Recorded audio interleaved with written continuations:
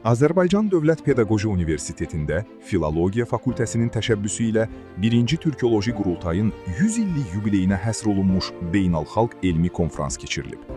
Azərbaycan Dövlət Pedaqoji Universiteti, Türksoy, Yunis Əmrə İnstitutu, Daşkənd Beynəlxalq Universiteti və Filologiya Fakültəsinin birgə təşkilatçılığı ilə 14-15 may tarixlərində əyani və onlayn formatda təşkil olunan 1-ci Türkoloji Qurultayın 100 illiyi Dil Məsələləri adlı beynəlxalq elmi konfransda Azərbaycanla yanaşı Türkiyə, Özbəkistan, Qazaxıstan, Qırğızıstan, Koreya, Rusiya, Ukrayna, Moldova, Estoniya, Əfqanistan və digər ölkələrdən alim və tədqiqatçılar bir araya gəliblər.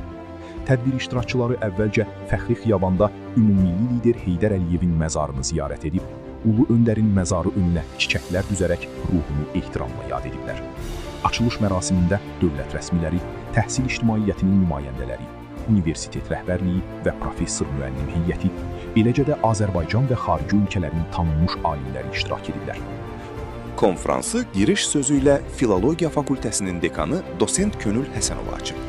Ardınca Pedaqoji Universitetin rektoru Cəfər Cəfərov, Elm və Təhsil Nazirinin müavini Firudin Qurbanov, Azərbaycan Milli Elmlər Akademiyasının prezidenti İsa Həbibbəyli, Milli Məclisin Elm və Təhsil Komitəsinin sədri Anar İskəndərov, Türkiyənin Azərbaycandakı fövqəladə və səlahiyyətli səfiri Birol Akgün, Beynəlxalq Əlaqələr üzrə prorektor Mahirə Hüseynova, Bakı Slavyan Universitetinin rektoru Anar Nağıyev, Azərbaycan Milli Elmlər Akademiyasının Nəsimi adına Dilçilik İnstitutunun direktoru Nadir Məmmədli, Hacəttepe Universitetinin professoru Yunus Koç, Türk Dünyası Araşdırmaları Beynəlxalq Elmlər Akademiyasının Azərbaycan təmsilçisi Elçin İskəndərzadə, Türkiyənin Qafqaz Universitetinin professoru Səlcuq Ural, Özbəkistan Asiya Beynəlxalq Universitetinin prorektoru Əzəmət Əkbərov, Hacı Bayram Vəli Universitetinin professoru Hülya Kasapovlu, Azərbaycan Dillər Universitetinin professoru Adil Babayevin çıxışları dinlənilib.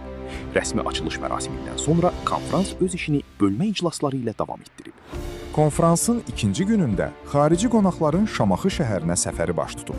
Şamaxıya səfər Universitet rəhbərliyi və Filologiya Fakültəsinin kollektivi, həmçinin xarici qonaqların iştirakı ilə baş tutub. İştirakçılar Şamaxı filialında şəhid tələbələrin məzarını ziyarət ediblər.